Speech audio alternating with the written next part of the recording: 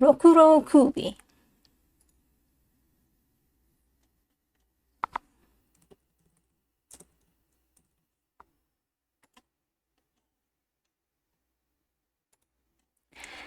Nearly 500 years ago, there was a samurai named Isugai Edzaemon Taketsura in the service of the Lord Kikuchi of Kyushu. This Isugai had inherited, from many warlike ancestors, a natural aptitude for military exercises and extraordinary strength. While yet a boy, he had surpassed his teachers in the art of swordsmanship, in archery, and in the use of the spear, and had displayed all the capacities of a daring and skillful soldier. Afterwards, in the time of the Eikyo War, he so distinguished himself that high honors were bestowed upon him. But when the house of Kikuchi came to ruin, Isugai found himself without a master. He might then easily have obtained service under another daimyo, but as he had never sought distinction for his own sake alone, and as his heart remained true to his former lord, he preferred to give up the world. So he cut off his hair and became a traveling priest, taking the Buddhist name of Kwaidan.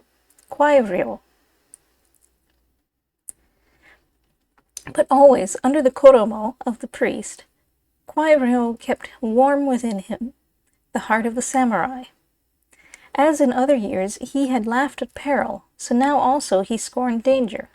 And in all weathers and all seasons he journeyed to preach the good law in places where no other priest would have dared to go. For that age was an age of violence and disorder, and upon the highways there was no security for the solitary traveler, even if he happened to be a priest. In the course of his first long journey,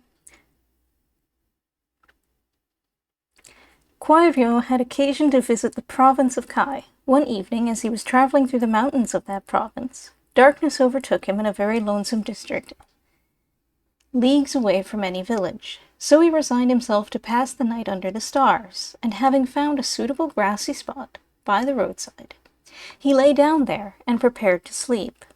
He had always welcomed discomfort, and even a bare rock was for him a good bed, when nothing better could be found, and the root of a pine tree an excellent pillow. His body was iron, and he never troubled himself about dews or rain or frost or snow. Scarcely had he lain down when a man came along the road, carrying an axe and a great bundle of chopped wood. This woodcutter halted on seeing Kwaidan lying down, and after a moment of silent observation, said to him in a tone of great surprise, "What kind of a man can you be, good sir, that you dare to lie down alone in such a place as this? There are haunters about here, many of them. Are you not afraid of hairy things?" "My friend," cheerfully answered Kwaidan, "I am only a wandering priest, a cloud and water guest, as folks call it. Unsui no ryokaku, and I am not in the least afraid of hairy things, if you mean goblin foxes or goblin badgers or any creatures of that kind. As for lonesome places, I like them. They are suitable for meditation. I am accustomed to sleeping in the open air, and I have learned never to be anxious about my life." "You must be indeed a brave man, sir priest," the peasant responded, "to lie down here. This place is a bad name, a very bad name. But as the proverb has it, kunshi ayayuki ni chikai yorazu. The superior man does not needlessly expose himself to peril. I must assure you, sir, that it is very dangerous to sleep here. Therefore, although my house is only a wretched thatched hut, let me beg of you to come home with me at once. In the way of food I have nothing to offer you, but there is a roof at least, and you can sleep under it without risk." He spoke earnestly, and Kwaidan, liking the kindly tone of the man, accepted this modest offer. The woodcutter guided him along a narrow path, leading up from the main road through the mountain forest. It was a rough and dangerous path, sometimes skirting precipices, sometimes offering nothing but a network of slippery roots for the foot to rest upon, sometimes winding over or between masses of jagged rock. But at last Kwaidan found himself upon a cleared space at the top of a hill, with a full moon shining overhead, and he saw before him a small thatched cottage, cheerfully lighted from within. The woodcutter led him to a shed at the back of the house, whither water had been conducted through bamboo pipes from some neighboring stream, and the two men washed their feet. Beyond the shed was a vegetable garden, and a grove of cedars and bamboos, and beyond the trees appeared the glimmer of a cascade, pouring from some loftier height, and swaying in the moonshine like a long white robe. As Kwaidan entered the cottage with his guide, he perceived 4 persons, men and women, warming their hands at a little fire kindled in the row of the principal apartment. They bowed low to the priest and greeted him in the most respectful manner. Kwaidan wondered that persons so poor and dwelling in such solitude could be aware of the polite forms of greeting. These are good people, he thought to himself, and they must have been taught by someone well acquainted with the rules of propriety.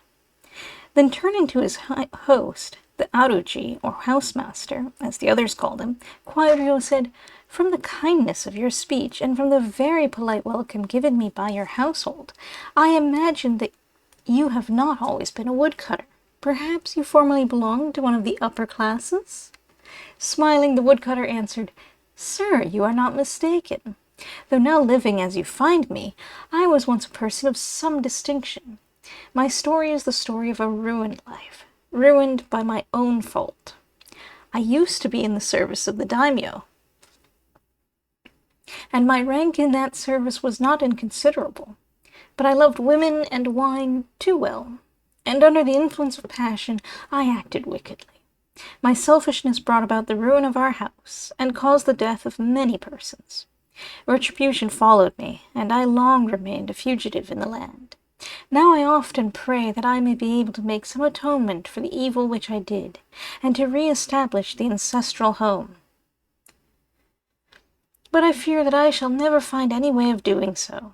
Nevertheless, I try to overcome the karma of my errors by sincere repentance, and by helping, as far as I can, those who are unfortunate." Kwaidan was pleased by this announcement of good resolve, and he said to the aruji, "My friend, I have had occasion to observe that men, prone to folly in their youth, may in after years become very earnest in right living. In the Holy Sutras, it is written that those strongest in wrongdoing can become, by power of good resolve, the strongest in right doing. I do not doubt that you have a good heart, and I hope that better fortune will come to you. Tonight I shall recite the sutras for your sake, and pray that you may obtain the force to overcome the karma of any past errors." With these assurances, Kwaidan bade the aruji good night, and his host showed him to a very small side room, where a bed had been made ready. Then all went to sleep except the priest, who began to read the sutras by the light of a paper lantern. Until a late hour he continued to read and pray. Then he opened a window in his little sleeping room to take a last look at the landscape before lying down. The night was beautiful. There was no cloud in the sky. There was no wind, and the strong moonlight threw down sharp black shadows of foliage, and glittered on the dews of the garden. Shrillings of crickets and bell insects made a musical tumult, and the sound of the neighboring cascade deepened with the night. Kwaidan felt thirsty as he listened to the noise of the water, and, remembering the bamboo aqueduct at the rear of the house, he thought he could go there and get a drink without disturbing the sleeping household. Very gently he pushed apart the sliding screens that separated his room from the main apartment, and he saw, by the light of the lantern, 5 recumbent bodies, without heads. For one instant he stood bewildered, imagining a crime, but in another moment he perceived that there was no blood, and that the headless necks did not look as if they had been cut. Then he thought to himself, either this is an illusion made by goblins, or I have been lured into the dwelling of a Rokuro-Kubi.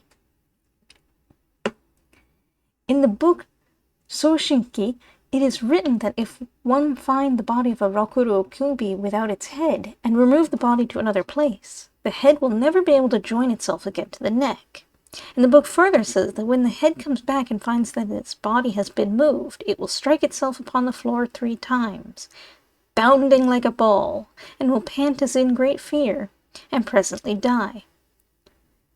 Now, if these be Rokuro-Kubi, they mean me no good, so I shall be justified in following the instructions of the book. He seized the body of the Aruji by the feet, pulled it to the window, and pushed it out. Then he went to the back door, which he found barred, and he surmised that the heads had made their exit through the smoke hole in the roof, which had been left open. Gently unbarring the door, he made his way to the garden, and proceeded with all possible caution to the grove beyond it. He heard voices talking in the grove, and he went in the direction of the voices, stealing from shadow to shadow, until he reached a good hiding place. There, from behind a trunk, he caught sight of the heads, all 5 of them, flitting about and chatting as they flitted. They were eating worms and insects which they found on the ground or among the trees. Presently the head of the Aruji stopped eating and said, "Ah, that traveling priest who came tonight! How fat all his body is! When we shall have eaten him, our bellies will be well filled. I was foolish to talk to him as I did. It only set him to reciting the sutras on behalf of my soul. To go near him while he is reciting would be difficult, and we cannot touch him so long as he is praying. But as it is now nearly morning, perhaps he has gone to sleep. Some one of you go to the house and see what the fellow is doing." Another head, the head of a young woman, immediately rose up and flitted to the house, lightly as a bat. After a few minutes it came back and cried out huskily, in a tone of great alarm, "That traveling priest is not in the house. He is gone. But that is not the worst of the matter. He has taken the body of our Aruji, and I do not know where he has put it."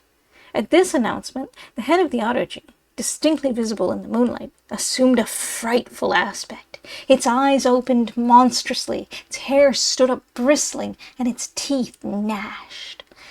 Then a cry burst from its lips, and weeping tears of rage, it exclaimed, "Since my body has been moved, to rejoin it is not possible. Then I must die, and all through the work of that priest. Before I die, I will get at that priest. I will tear him. I will devour him. And there he is, behind that tree, hiding behind that tree. See him, the fat coward?" In the same moment, the head of the Aruji, followed by the other 4 heads, sprang at Kwaidan. But the strong priest had already armed himself by plucking up a young tree, and with that tree he struck the heads as they came, knocking them from him with tremendous blows. 4 of them fled away.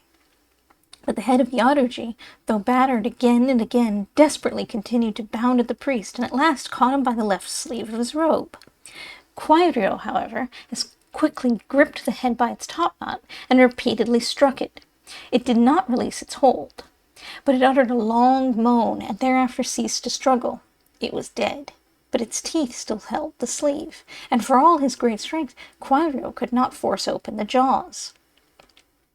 With the head still hanging to his sleeve, he went back to the house, and there caught sight of the other 4 Rokuro-Kubi squatting together, with their bruised and bleeding heads reunited to their bodies. But when they perceived him at the back door, all screamed, "The priest! The priest!" and fled, through the other doorway, out into the woods. Eastward the sky was brightening, day was about to dawn, and Kwaidan knew that the power of the goblins was limited to the hours of darkness. He looked at the head clinging to his sleeve, its face all fouled with blood and foam and clay, and he laughed aloud as he thought to himself, "What a miyage! The head of a goblin!" After which he gathered together his few belongings and leisurely descended the mountain to continue his journey. Right on he journeyed until he came to Suwa in Shinano, and into the main street of Suwa he solemnly strode, with the head dangling at his elbow. Then women fainted, and children screamed and ran away, and there was a great crowding and clamoring until the torete, as the police of those days were called, seized the priest and took him to jail. For they supposed the head to be the dead head of a murdered man who, in the moment of being killed, had caught the murderer's sleeve in his teeth. As for Kwaidan, he only smiled and said nothing when they questioned him.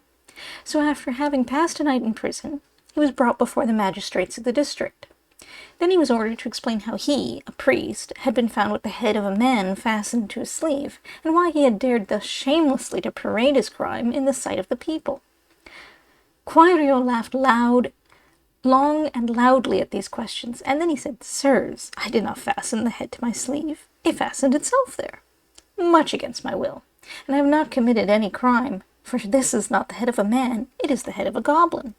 And if I caused the death of the goblin, I did not do so by any shedding of blood, but simply by taking the precautions necessary to assure my own safety." And he proceeded to relate the whole of the adventure, bursting into another hearty laugh as he told of his encounter with the 5 heads.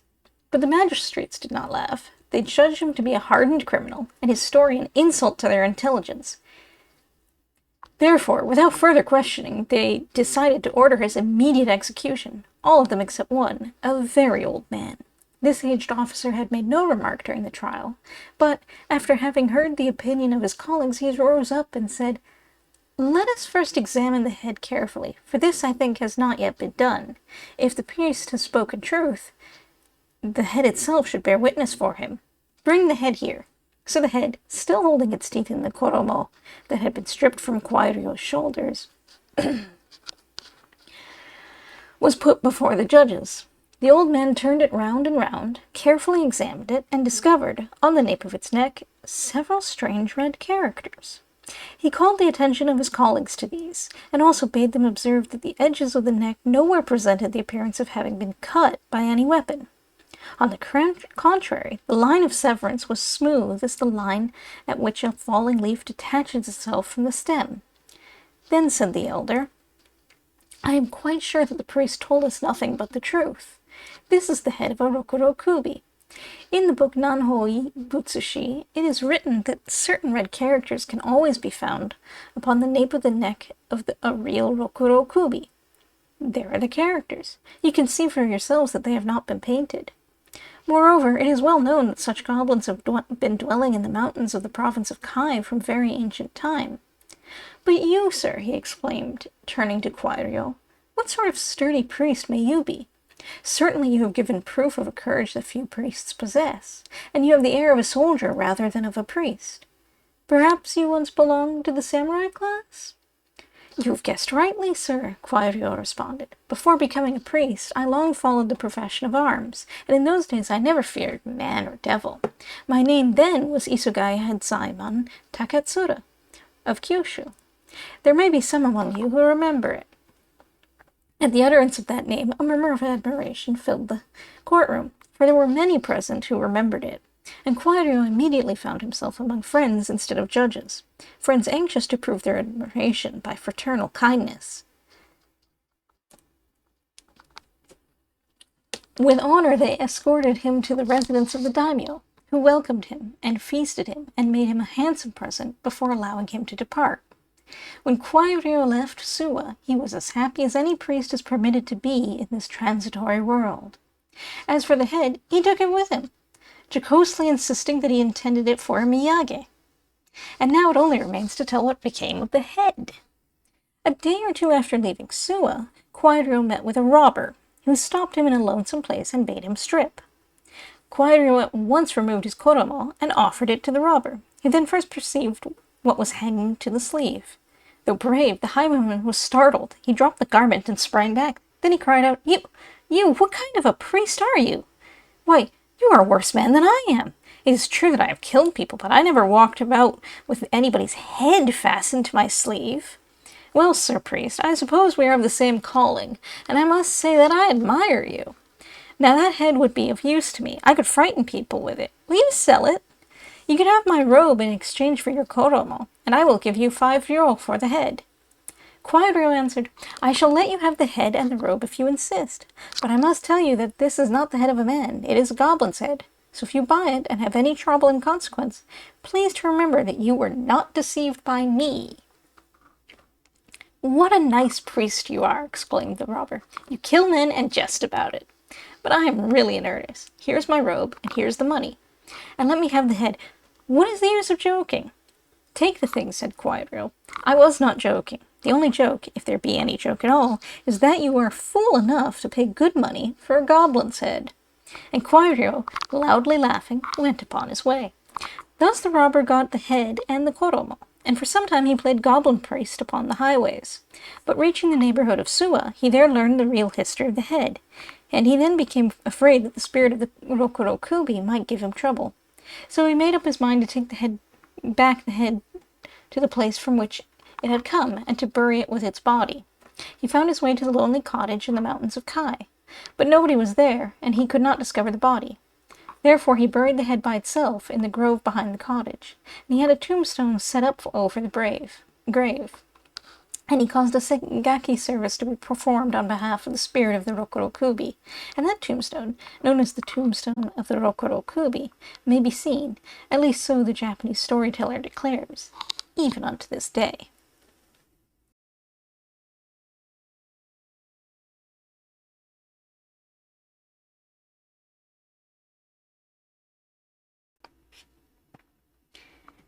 So there's a couple footnotes I skipped over because the pacing of that story was already all over the place.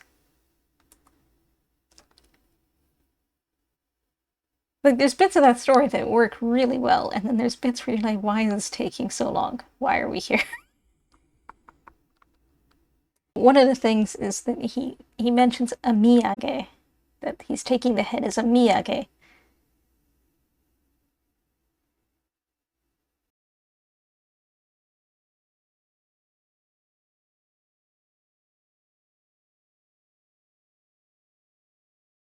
A miyage is a souvenir. That's all it means.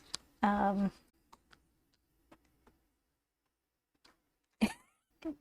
koromo, I'm sure you figured out from context, just is the outermost robe of a Buddhist priest at the time. Okay, fun literature fact, because I didn't know what proverb Hearn was dropping in this story, because you remember early in the story with our totally not real peasant who's actually a monster. This is he gets it slightly wrong. It's a misquote a little bit, because again he taught himself, so he writes kunshi ayayuki ni chikayoru su, and he gets the translation correct. The superior man does not needlessly expose himself to peril. It's not a proverb. It's a quote from a playwright who was a contemporary of Hearn's, Kawatake Mokuami, who died in 1893. This was a very famous playwright. But, like, his stuff's not in English. I'm not sure any of it's ever been translated. At least not in publication. Possibly in, like, unpublished dissertation kind of stuff. So this is one of those things where you look and you say, yeah, Hearn actually knew Japanese. He's not just faking it to make. Oh, and when he's talking about the fireplace in this play, in the story, that's what this picture is that style of fireplace. Anyways, if you want to see more pictures of the fireplace, the modern term is not ro, it is irori. And that's just a matter of modern versus late 1800s Japanese. Oh right, and this is also the story where he's like kind of name dropping a little. And the thing is, it's totally wasted on his audience, because his audience in England and the United States don't know what he's talking about at all. The priest references a book, right? And that's where he gets his idea how you defeat a Rokuro-Kubi. That book is the Soshinki. It's a real book. It's a 4th century Common Era Chinese text. The title translates to In Search of the Supernatural, and the first English translation available was in 1996. So, a full 100 years after Hearn mentions this book, it's available in English. Oh, right, I had a note about economics because um, this bandit spends a lot of money on that goblin head.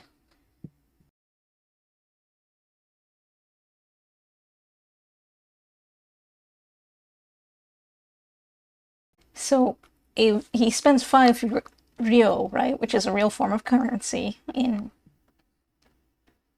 Meiji era Japan and medieval Japan. Um, and it was worth, and I know this is an annoying thing to say, but 1 koku of rice. And a koku is literally enough rice to feed one man for an entire year. Yeah, robbing school and highly profitable because remember, he casually throws down 5 ryo for a monster head just to scare people to improve his profits, right? And since we don't know when the story is supposedly taking place, that's like somewhere between $400 and $3,000. But basically, it is 4 annual salaries worth of money at the time.